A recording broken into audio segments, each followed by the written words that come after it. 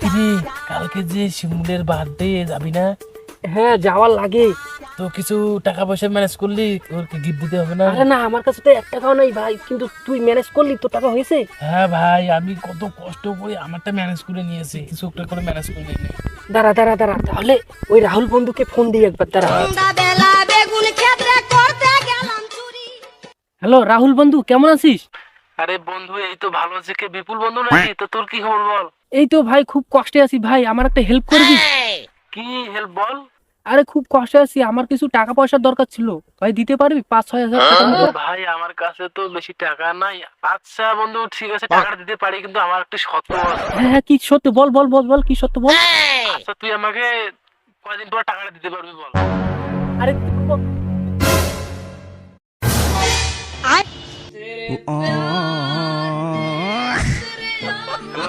Hello, কিরে কথা বলতেছিস না কেন রে? ও বুঝছি, তুই টাকাটা দিতে পারবি না, তো সেজন্য কথা না বলে। আচ্ছা ঠিক আছে, আমি ফোনটা রাখলাম।